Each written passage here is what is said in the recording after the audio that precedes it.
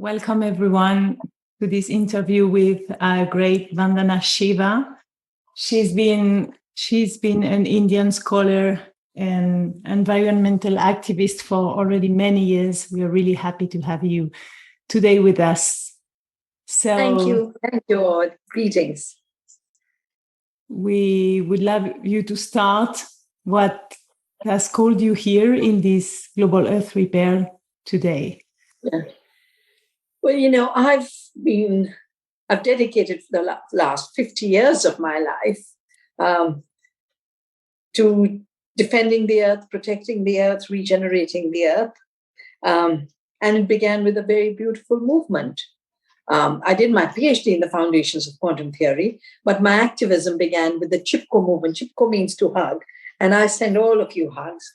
And women of my region who realized that in the fragile mountains where we have very heavy monsoons, to not have forests, to destroy the forests means to invite landslides, to invite floods, to invite droughts and disasters. And, these days we put all of that in the box of climate change. But you can have a heavy rain, but if you have a forested catchment, it will not cause a landslide. It's when you have deforested the land, climate damage with the biosphere damage creates the kind of disasters we are seeing. So we've watched this for 50 years. And we have also seen that, women have led movements at the grassroots. I'm so happy to be here with you all because, the big talk, let me take a step back. I studied quantum theory, but I've also studied those who founded mechanical philosophy, the founders of modern science like Bacon, like Descartes, who defined the world as a machine, who defined the world as inert raw material, to be subjugated and tortured. They did not see the earth as living.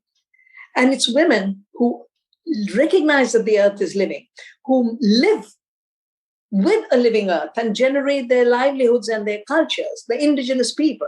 80% of the biodiversity today is in the lands where the indigenous people are. That's where we need to turn to see how to heal the earth, how to regenerate her. We need to turn to women who have led the movement since Chipko. It was, I think, the first contemporary movement of our times. It in fact started before the Stockholm Earth Summit. So, because of that, I work to protect biodiversity. I work to protect forests. I work to protect seeds in agriculture, because most people have a very false idea of agriculture.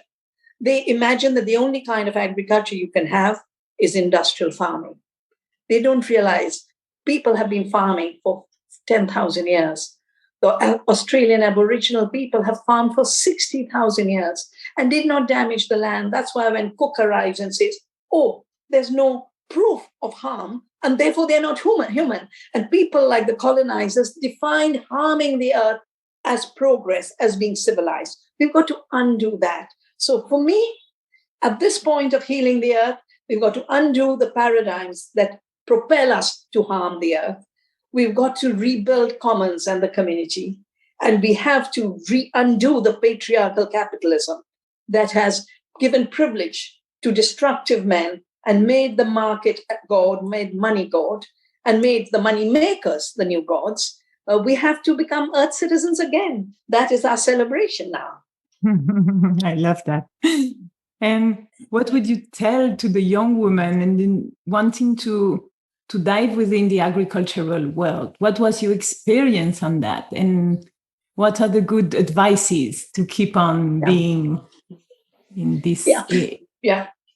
Just as the earth was declared dead matter, terra nullius rather than terra madre, just like women were defined as the second sex, as objects to be owned and manipulated, agriculture too was defined as an activity that should first industrialize and then disappear.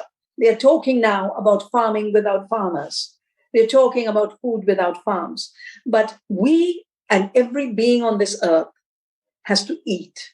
Food is what keeps us alive. And the food cycle is the nutrition cycle.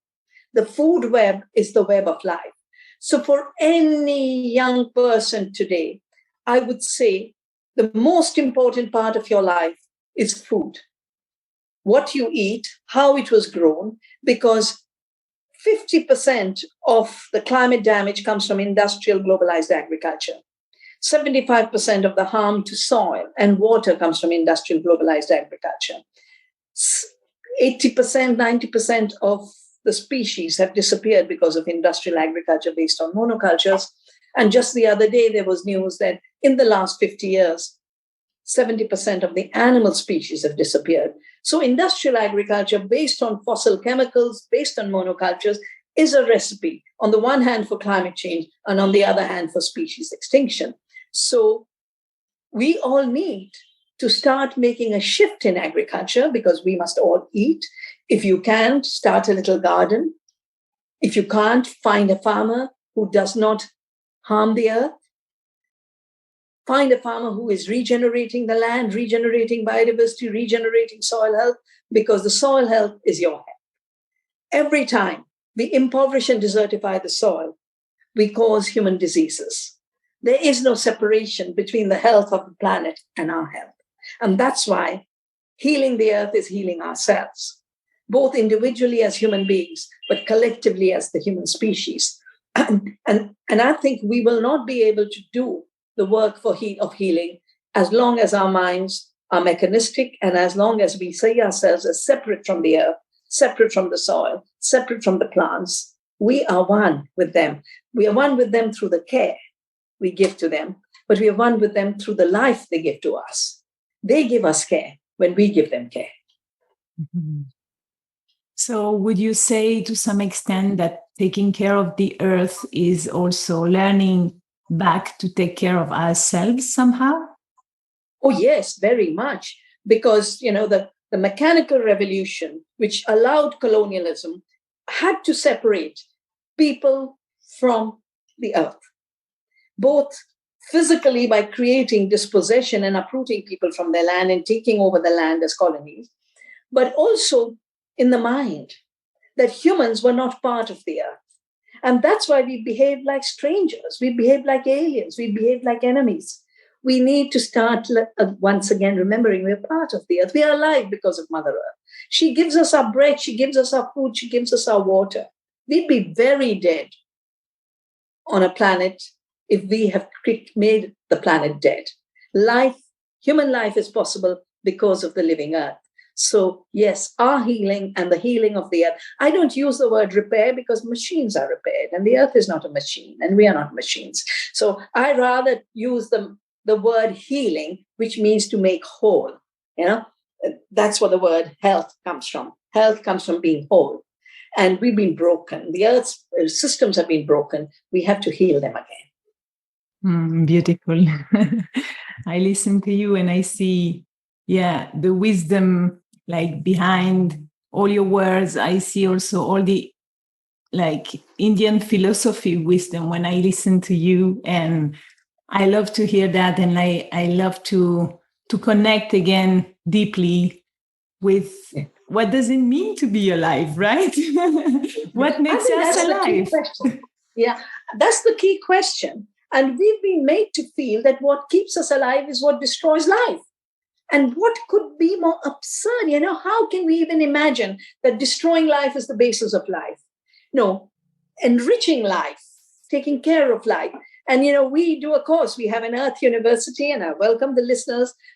We do many courses because we have regenerated the land at Navdanya, and our farm at Doon Valley has become a place where nature teaches us, where biodiversity teaches us. And then people will often think, oh my God, farming is so difficult, taking care of the earth is so difficult. And I ask them, but do you go to the gym? Do you go to yoga? Oh, yeah, I take care of it. I said, well, taking care of the earth is just the yoga of the earth, both physically, because the same postures as they are in yoga are there when we take care of the earth. But the yoga of the earth is also joining with the earth because, as you know, yoga means the joining, the yoking. So agriculture as a practice somehow. a regenerative agriculture as a practice to remember and realize we don't need poisons in agriculture. That was a big mistake. Poisons made for Hitler's wars against the people in concentration camps, against the countries he was fighting. Poisons in agriculture have no place because poisons kill and food must give life. Yeah, so it's scientifically, ecologically, epistemologically just the wrong thing. We don't need fossil fuels in agriculture. Agriculture itself must be creating food that gives us energy. As you know, in Indian philosophy, we always differentiate. For us, there's no flat world. Energy is not just energy. Food is not just food. Thought is not just one kind of thought. We always talk of the three qualities. The quality of the sattvic, the true, the pure, the one that binds and holds and creates relationships. So good food holds our body and holds the earth. Then there is tamasic, the one that causes excitement and you have a very, very, you eat a lot of processed food and go to McDonald's, of course, at the instant level, it looks tasty, but it's all fake taste. And finally, there's tamasic, the heavy, the one that doesn't generate energy, but it depletes and dissipates the energy. So whether we think of food or we think of energy, we need to start realizing that there are qualities in the world, the qualities that heal, the qualities that regenerate, the qualities that hold together and create relationships, and the qualities of breaking, of dissipation. And we've had 500 years of dissipative energy. We now need to turn to regenerative quality. And of course, this is ecological, it is spiritual, it is ethical, it is about justice. Sustainability and justice for me are not two separate processes. Sustainability is justice for the earth. When we normally talk of social justice, we talk about justice in the human community, but we can't have justice for the human community if some people monopolize, appropriate, and destroy the earth, which can support all. And maybe I think I can conclude by reminding our guests that Gandhi had put it so well, and our ancient Upanishads recognized it, that the earth is for all. The earth is not for a few people with money, and money should not be the basis of owning the water. They're creating natural asset companies, and they're imagining they will have a $4,000 trillion economy on Wall Street by turning rivers and land and forests into financial assets. Nature systems have their integrity. Nature systems have their belonging. Nature systems can't be traded as a fiction on Wall Street, which have brought us the 2008 collapse and the repeated hedge funds that are concentrating power in such a huge way. So this is creating the inequality, this is creating the ecological destruction. And Gandhi had reminded us so powerfully, the earth has enough for everyone's needs, but not for a few people's greeds. And that's why, if to meet our needs, we must take care of the earth, and we must ensure that the earth can be taken care of by all for meeting the needs of all. That, to me, is the healing that we need to do. Thank you. And Vandana, last question for you. What, in those 50 years of experience that you had in service, deep service for the world, what have you seen working and evolving in the good way within all this difficult reality that you've just exposed? But what's also been positive to your eyes in this path? Yes, what I've realized is, you can have very powerful interests who are going to make a lot of profits from destroying the earth. But there are such large numbers who depend on the land, who depend on the forest, who depend on the water, who depend on the seed. And when ordinary people join hands in community to take care of the earth, the power they unleash for the protection of their own lives, cultures, economies, and the protection of the earth, because it is the same, there's no power that can stop them. I witnessed this when the Chipko women came out against the big logging interests and said, we're going to hug the trees. 16th of March, World Food Day, I honored the amazing women seed keepers with whom Navdanya works. And one of them, remembering the 70s, said, our elders protected the forests and did the Chipko of the forest. They hugged the trees. We are now doing a Chipko of the seed. We will never allow our seeds to disappear. We will never allow our seeds to be patented. We will never allow our seeds to be pirated. And these are ordinary women in small villages. They have made sure that the agenda that all the seed will be patented and genetically modified doesn't work.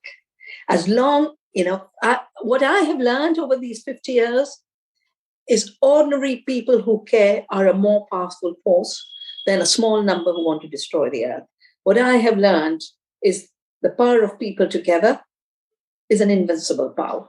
And what I have learned is love will always be stronger than the destructive tendencies. Thank you so much, Vandana. I think those are beautiful words to finish this interview. Thank you, and greetings to all. Bye-bye.